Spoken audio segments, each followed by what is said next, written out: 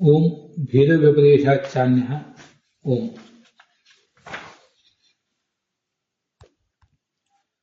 ಈ ಸೂತ್ರದ ವ್ಯಾಖ್ಯಾನವನ್ನು ಪ್ರಾರಂಭಿಸುವುದಕ್ಕಿಂತ ಮುಂಚೆ ಈ ಹಿಂದಿನ ಸೂತ್ರ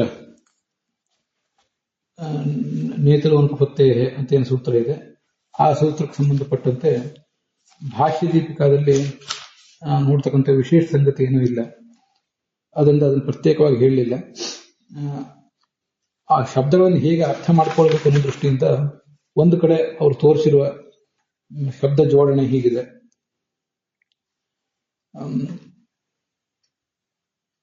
ನೇತರೋಪತ್ತೇ ಅಂತ ಹೀಗಿದೆ. ಅದಕ್ಕಿಂತ ಮುಂಚೆ ನಚ ಉಕ್ತ್ಯ ಪ್ರಾಪ್ತ್ಯ ವಿರಿಂಚಾದಿ ರುಚ್ಯತೆ ಅಂತ ಆಚಾರ್ಯರ ಭಾಷ್ಯವಿದೆ.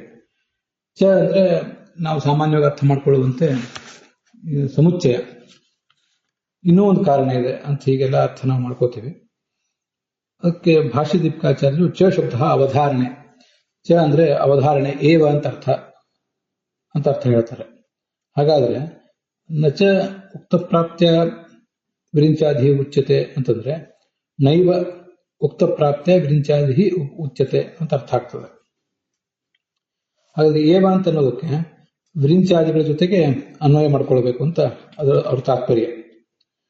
ವಿರಿಂಚಾದಿಗಳು ಹೇಳಲ್ಪಡುವುದೇ ಇಲ್ಲ ಅಂತ ಒಟ್ಟು ಅರ್ಥ ಆಗ್ತದೆ.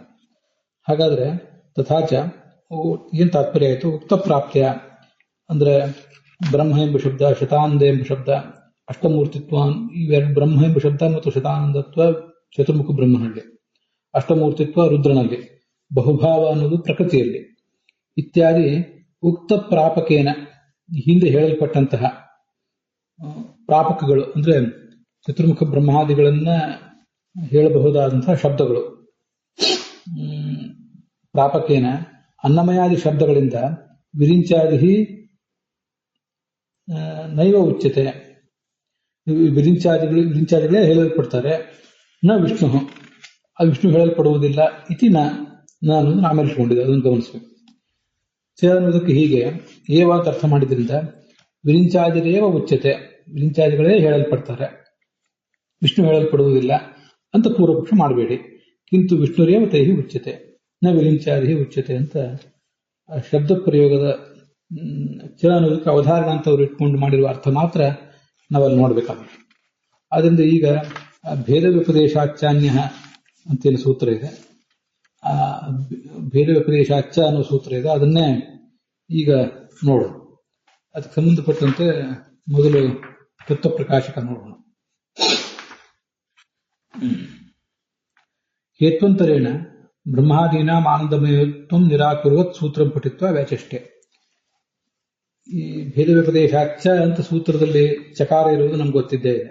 ಅದು ಮತ್ತೊಂದು ಯುಕ್ತಿಯನ್ನ ಸೂಚನೆ ಮಾಡ್ತದೆ. ಆ ಯುಕ್ತಿಯ ಮೂಲಕ ವಿಷ್ಣುವಿಗೆ ಆನಂದಮಯತ್ವ ಹೊರತು ಬ್ರಹ್ಮಾದಿಗಳಿಗೆ ಆನಂದಮಯತ್ವ ಇಲ್ಲ ಅಂತ ನಿರಾಕರಿಸುವ ಸೂತ್ರ. ಆ ಸೂತ್ರವನ್ನು ಪಠಿಸಿ ನಮಗೆ ತೋರಿಸಿ ಮುಂದೆ ಅದನ್ನು ವ್ಯಾಖ್ಯಾನ ಮಾಡ್ತಾ ಇದ್ದಾರೆ ಆಚಾರ್ಯರು. ಭೇದ ವ್ಯಪದೇಶಾಚಾನ್ಯ ಅಂತ ಆ ಸೂತ್ರ. ನೇತರ ಇತ್ಯನುಷಿಜ್ಯತೆ, ಭೇದ ವ್ಯಪದೇಶಾಚ, ಭೇದ ವ್ಯಪದೇಶ ಇರುವುದರಿಂದಲೂ ಕೂಡ ನ ಇತರ, ಈ ಚತುರ್ಮುಖಾದಿಗಳು ಯಾರು ಕೂಡ ಆನಂದಮಯ ಶಬ್ದ ವಾಚ್ಯರಲ್ಲ ಅಂತ ಅವರದು ಅಭಿಪ್ರಾಯ. ಶತಂ ಪ್ರಜಾಪತಿಯರ ಆನಂದ, ಏನೇನು ತಾತ್ಪರ್ಯ ಹೇಗೆ ಅನ್ನೋದನ್ನ ಈಗಲೂ ವಿವರಿಸ್ತಾ ಇದ್ದಾರೆ. ಈ ಪ್ರಜಾಪತಿ ಅಂದ್ರೆ ರುದ್ರ. ಆ ರುದ್ರನಿಗೆ ಏನು ಆನಂದಗಳಿವೆ, 100 ಆನಂದಗಳು. ಆ 100 ಆನಂದಗಳಿಗಿಂತ ರುದ್ರನಿಗೆ ಏನು ಒಂದು ಆನಂದ ಇದೆ,